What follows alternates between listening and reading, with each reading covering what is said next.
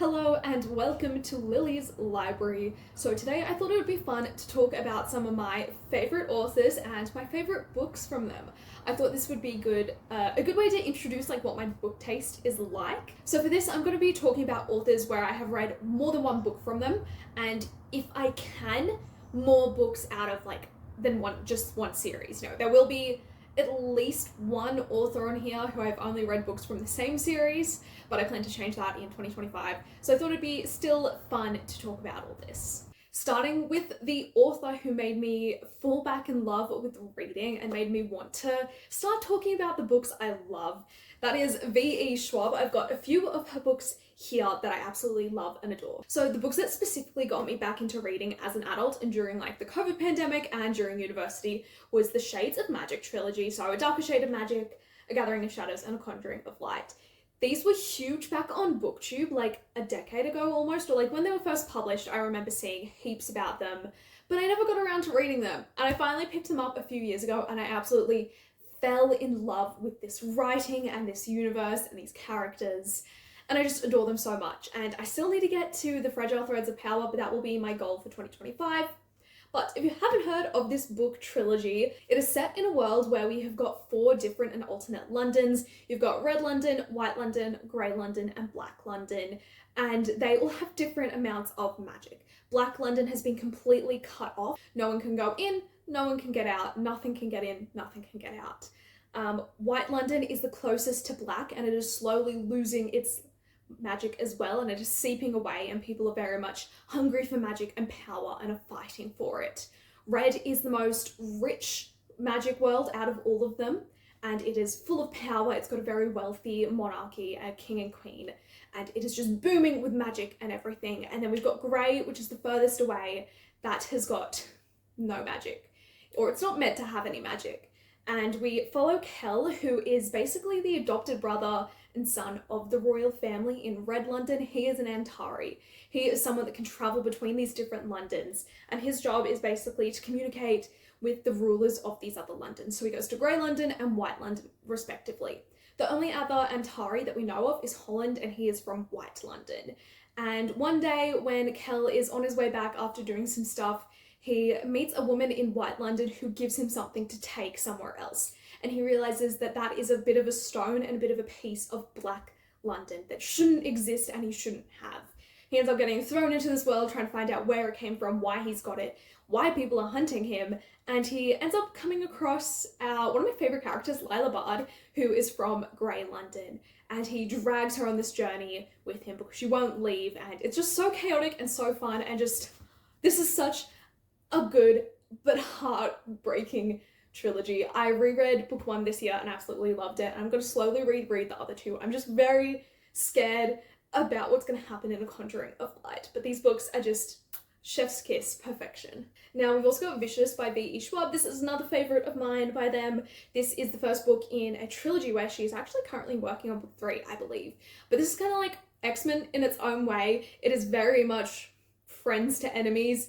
It is just so good. If you've watched Arcane and you really enjoyed Victor and Jace's relationship, I think you would enjoy this, but it's just, this is so good. So this book follows Victor and Eli. They start off as college friends and roommates and stuff. They decide to do this project for one of their courses, an assignment, to see if they can turn themselves into EOs or extraordinaries.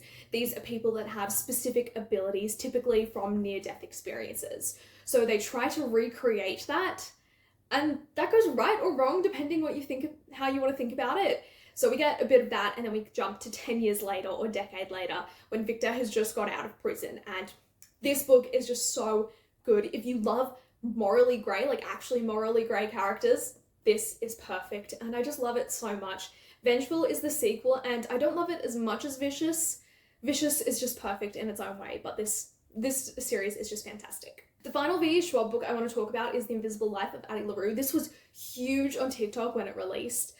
This is my second copy of it. I actually have a big paperback as well, but I just felt so seen with this book. It's definitely got its issues, but it was just such a beautiful read, and it's something that has stuck with me. But if you haven't heard of this book before, It follows Addie LaRue, who she is running away and trying to escape an arranged marriage. She doesn't want to be part of this. She doesn't want to get married off. She wants to explore the world and grow and learn about everything. As she's running away, she starts calling to the old gods to grant her wish and to help save her, which a god does come and do that, but maybe it's not what she wanted. So she is granted immortality and is allowed to escape this marriage that she doesn't want to go to, but no one will ever remember her name, her face, anything about her. They leave the room, they will forget her immediately.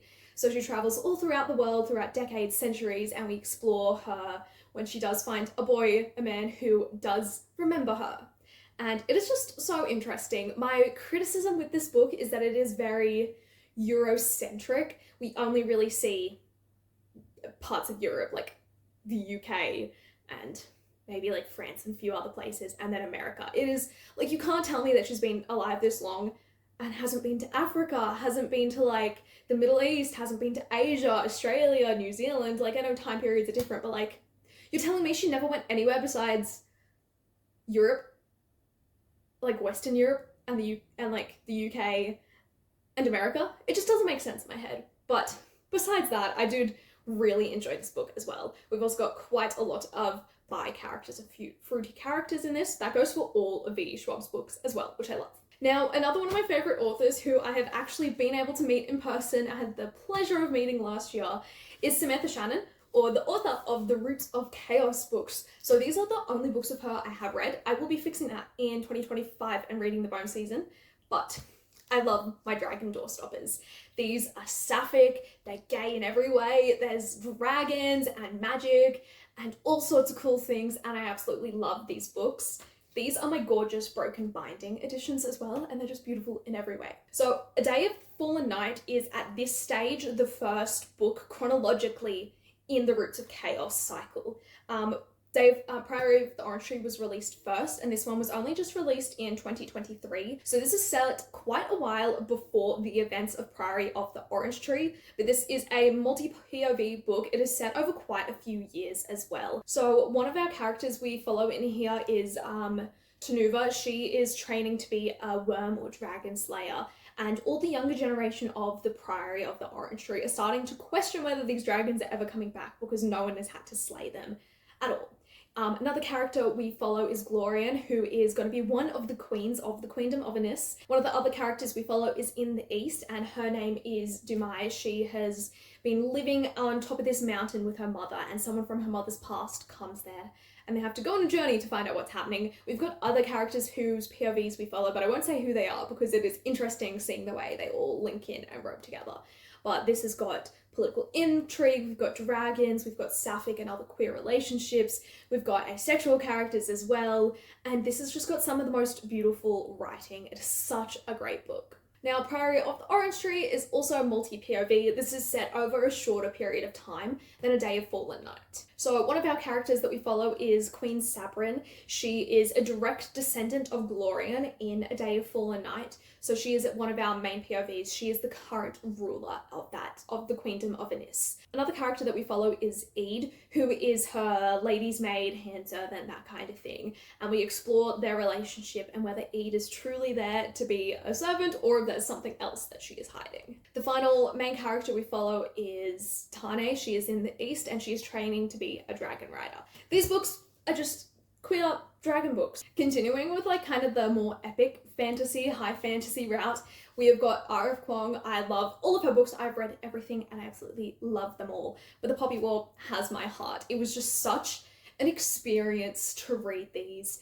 These are rooted in Chinese history and are a twist on all of that. We have got really brutal characters that just are all around pretty bad people, and it's about the decisions they make throughout these different wars. So throughout the Poppy War, we follow one character, and her name is Rin. She comes from a really impoverished area. She's the least favorite in her family. They don't treat her well. She's trying to get into this elite college that trains the next generation of like warlords, fighters, all of that stuff. And her whole life she's been told she's not going to amount to anything. So she sets out to prove them wrong. She ends up getting accepted in there. And before she has finished her time there, a war breaks out. and it follows the atrocities that are committed throughout this, the decisions she makes. It looks at the way women are treated, the lower class are treated, people that aren't originally from there are treated. And this is a very heavy book, but a very important one to read at this time. We see a lot of similarities happen in this book that are currently happening around the world. Another one of my all-time favorite authors, who I actually have a tattoo based on one of their books, is Samantha. We can see the Locked Tomb up here. I would get it down, but it's really stacked and shoved in there, so I'm not going to get it down. But I absolutely love and adore The Locked Tomb. I have read one other book by Tamsin Muir, and it was a Sleeping Beauty retelling. I think it's called Princess Floralinda and like the something story tower. It is such a wild Sleeping Beauty retelling. If you're looking for one that's really fun and outrageous, I highly recommend. But The Locked Tomb is a book I discovered because of TikTok, and I absolutely fell in love with this series. Just the craftsmanship, the writing, the thought process, like it is so intricate, and there are so many things I've missed. It's a book I have been meaning to reread, but I've been a bit scared of just because it hurts so much reading the first time, but I need to do it. If you haven't heard of The Locked Tomb, you'll probably will know it as the lesbian necromancers in space. That's kind of like what it's marketed as, which it's not wrong, but there is so much more to it than that. So Gideon the Ninth, it starts out with us following two main characters. We've got Gideon and Harrow. So Harrow and Gideon are from the Ninth House. Harrow is the child of the current leaders. They are the only two young people there really as well. And Gideon is trying to flee, and then Harrow ends up stopping her and dragging her along to compete in these trials to become a lictor and to get lictorship. So this has two people from every single house. We've got the necromancer, who is Harrow, and the cavalier, who is Gideon. And these people all competing to try and unlock rooms, complete all these tasks in order to become the next lictors. And they're slowly being killed off. And Gideon and Harrow have to try and figure out if it's someone else in the house that is killing them all, or if it's something more sinister at play.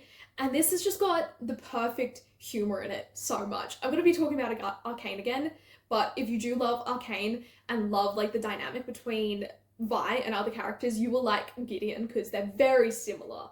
But this is just such a wild series. I really don't think I can explain it correctly. It's just got... It is so insanely good and just so beautifully crafted. Like, Harrow is a mindfuck in and of itself, and then Nona is the funniest, weirdest book I've ever read. I need you to read this series. I cannot do it justice by just explaining what it is. So an author I actually only just discovered this year is T. Kingfisher. I'm so mad that I never actually read any T. Kingfisher books before this year because I instantly fell in love with her writing. So the first book of hers I read this year was A House with Good Bones. My partner got me this as a Christmas present, and I read it not long after, and I just found it so outrageous and hilarious and weird in the best ways possible. I actually also got to meet T. Kingfisher this year when she came to Canberra and did a signing, so I have a few of her books signed. But these books are just perfectly weird and amazing and so hilarious at the same time. A House with Good Bones follows a woman who is kind of taking a break between work. She's waiting until she goes out on another assignment thing. And she ends up moving in to her grandmother's house that her mother is currently living in. And some weird stuff starts happening. Her mother's kind of acting different and like bringing out all this stuff that her grandmother used to have. Her grandmother's a very like religious Southern woman and has a lot of very just fucked up beliefs that kind of shine through in this. And our main character ends up finding a jar of teeth buried under some rose bushes. And there are just some really weird scenes in this. And it is such a fun, like, gothic horror. And I just loved every second of it. But my favourite T. Kingfisher books are definitely the more gothic ones. She does a lot of gothic horror, fantasy, magical realism, like all sorts of things. And they're always a bit odd. But I absolutely love What Moves the Dead and What Feasts at Night. These are two books in the Sworn Soldier trilogy, I believe. What Moves the Dead is a fall of the House of Usher retelling, and What Feasts at Night is set directly after What Moves the Dead, and this is more about the main character dealing with their PTSD from the war and the events of What Moves the Dead, and this has got monsters and folklore inspirations. But these are just so weird. If you like weird things with mushrooms, you'll enjoy these books. They are just weird in the best way possible and very creepy and uncomfortable, which I love. Now, the last T. Kingfisher book I'm going to talk about is Thornhedge. This is another Sleeping Beauty retelling that I thought was absolutely adorable and made me want to cry just because I loved it so much.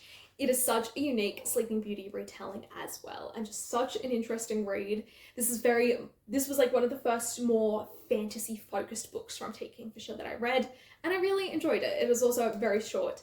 Same with What Moves the Dead and What Feasts at Night. So the final author I'm going to be talking about today is Sayaka Murata. I've only got 2 of her books here.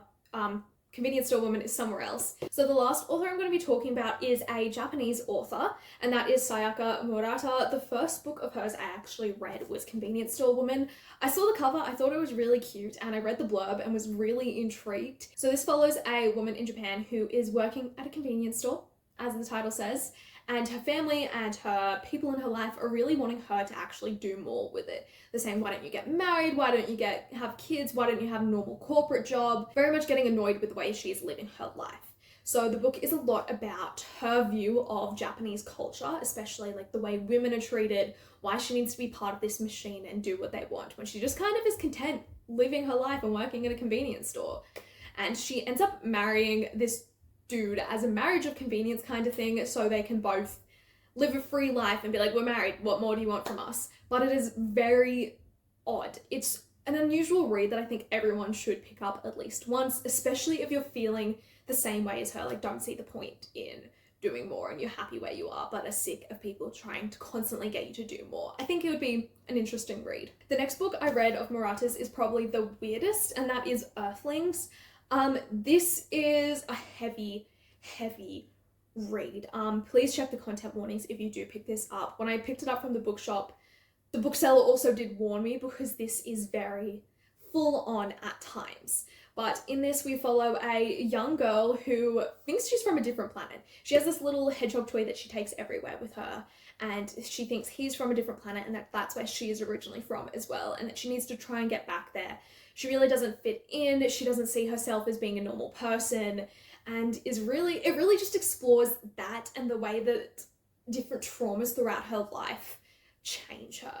Finally, we've got Life Ceremony. This is a collection of short stories. It's actually got her first short story that was ever published, which is A Clean Marriage. This, like I said, we've got very similar themes to Earthlings and Convenience Store Woman.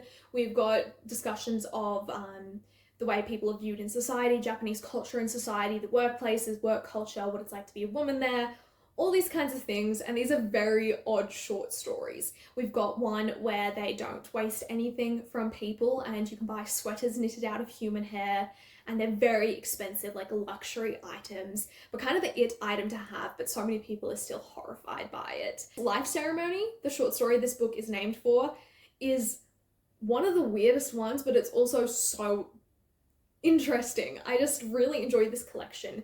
If you're a fan of weird fiction, then Sayaka Murata's books are perfect for you, but oh my god, I feel like as an Aquarius, these books are just very me to a T. I love weird and uncomfortable stuff that gets me thinking about the way that people act and the different things that people do. A lot of her books as well have to do with asexuality and having asexual characters, which I find really interesting because we don't seem to see that in a lot of translated fiction, at least none that I've read, so that was something else I really enjoyed from her books. But this was a snippet of some of my favourite authors. There's lots more on the shelf I could talk about and that I have scattered around my apartment, but I feel like this was a good starting spot. Let me know if you have read any of these authors and what your favourite books were, or what your favourite author is in general.